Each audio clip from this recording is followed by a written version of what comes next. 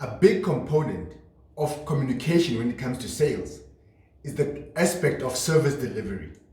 Service delivery is what yields the sales in a particular business.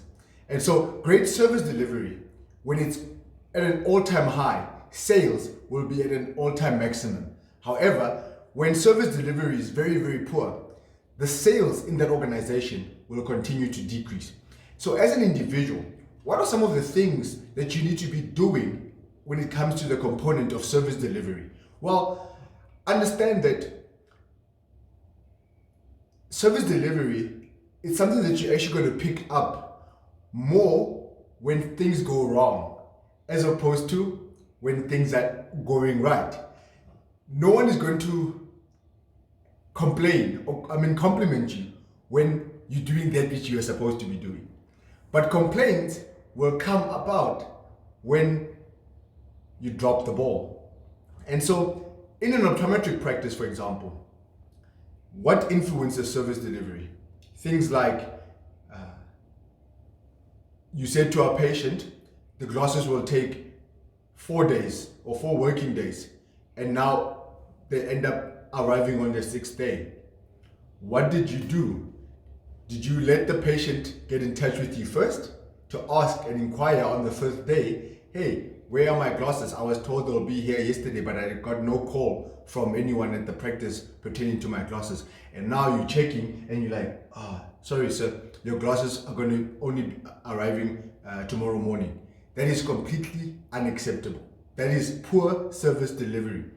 And if I was the consumer, I will not come back there, because you did not even care, that you didn't even bother informing me about my glasses on the 3rd day, that, hey sir, we just picked up communication from the lab that we were expecting your glasses tomorrow, but it seems like there was a problem with regards to the manufacturing process, whatever the problem might be, and your glasses would unfortunately only be here the day after tomorrow.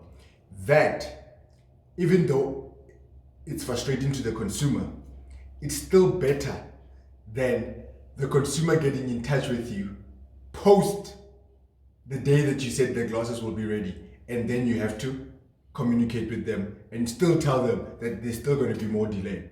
So the key thing as an employee that you need to understand is, one of the things that actually helped me when I was still in practice, I used to carry my own personal notebook over and above the message book of the practice, the communication book of the practice. And my personal notebook was enabling me to ensure that whatever that I personally, as an employee, have communicated with the patient or the customer or the client, I follow up on that. And I still would write it back in those days. We were not using computers as much as we're using them now. So we would have notebooks, for example, in the practice. And I would write, Meneer Swanepoel is expecting his glasses to the day after tomorrow, and I have communicated to the lab. The lab said the glasses will be here tomorrow.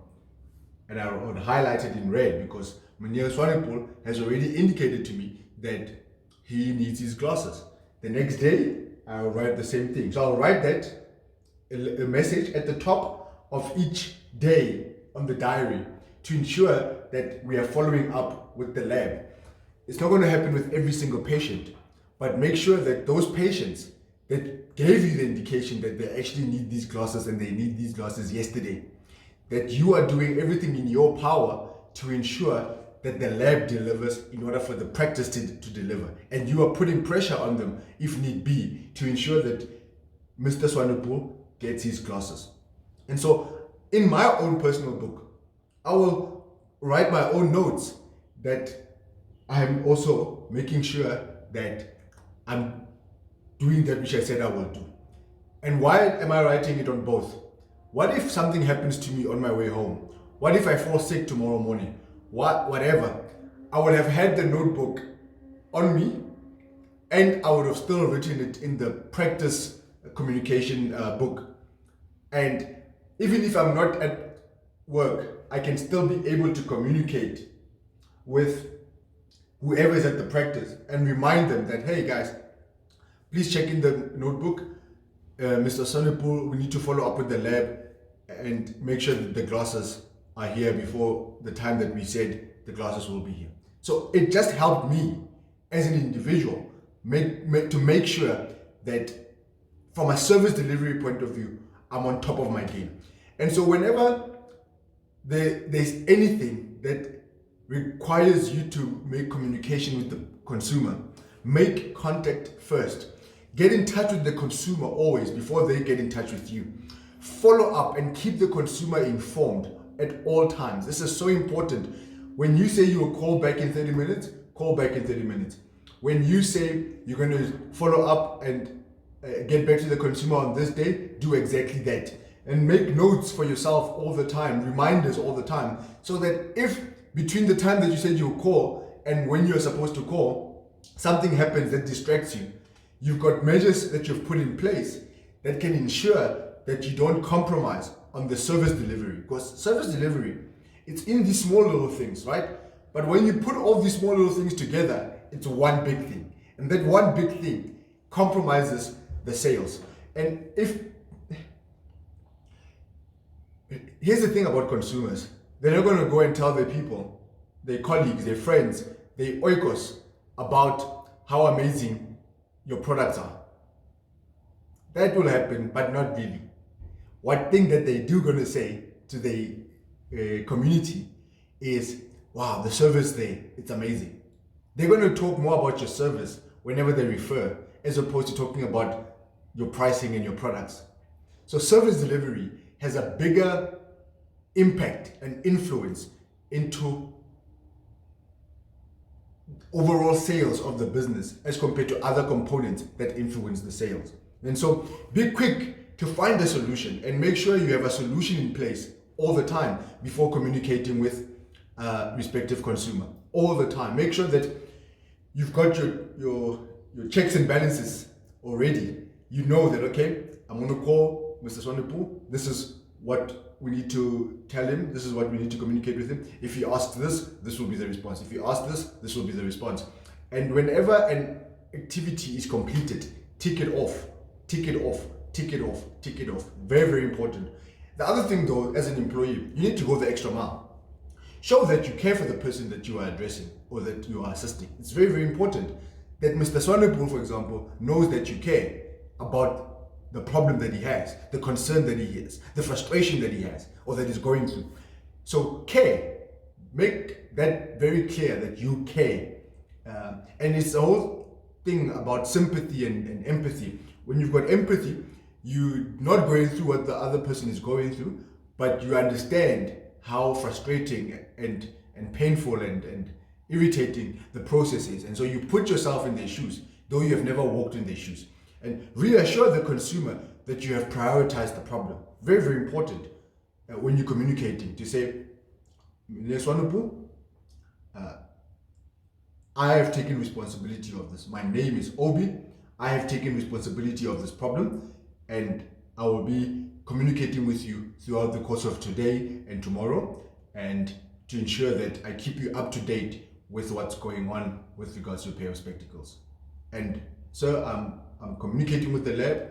So far they've reassured me that your glasses are going to be here before you leave on holiday. You know, that's how you communicate. Go out of your way to find the solution.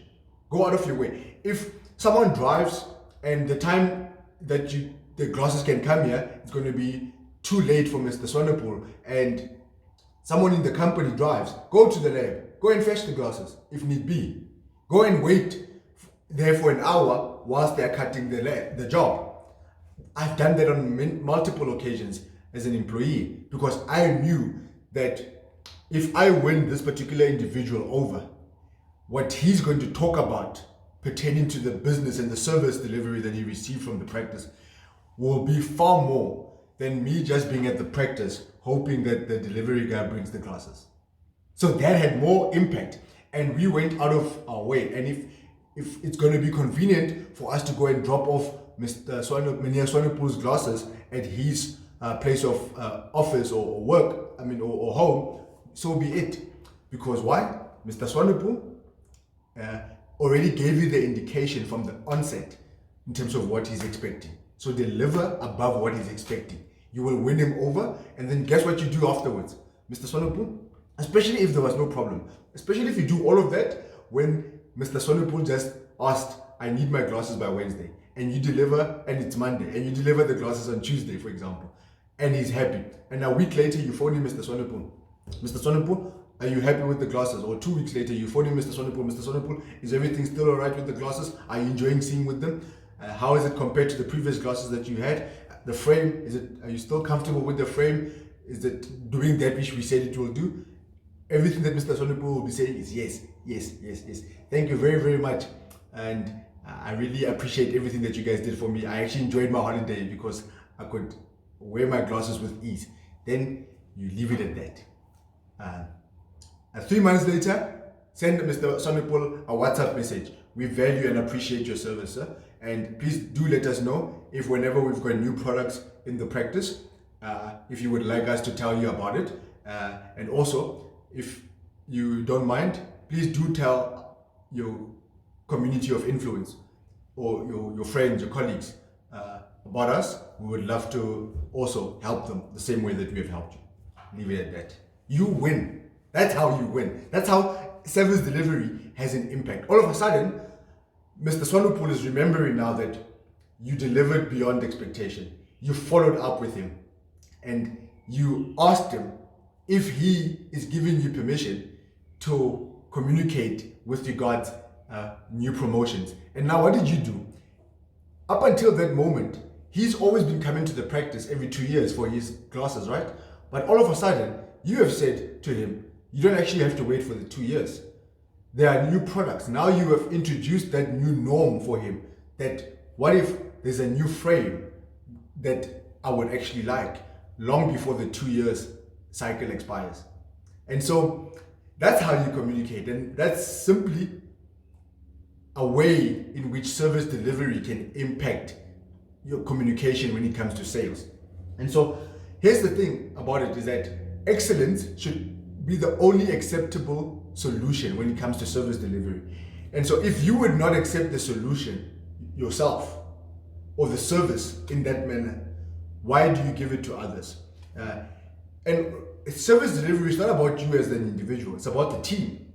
Make sure that as a team, you are all on the same page. So just like you have a file for problem solving and challenges that may arise, you also have to have clear communication guidelines pertaining to service delivery, and that the team is on the same page, making sure that you guys are doing that which is of the standard of excellence and nothing else. And the whole thing though with excellence is, do you take responsibility? Do you take responsibility? That's what will set you apart as an individual. When you take responsibility, it makes it easier for you to be excellent. Because why? Part of taking responsibility, it means your attitude is right. It means your approach is correct. It means you want to solve a problem. That is at the forefront of taking responsibility. And so, as a summary, make contact first, go the extra mile, and remember, excellence should be the only acceptable standard of operation in everything that you do.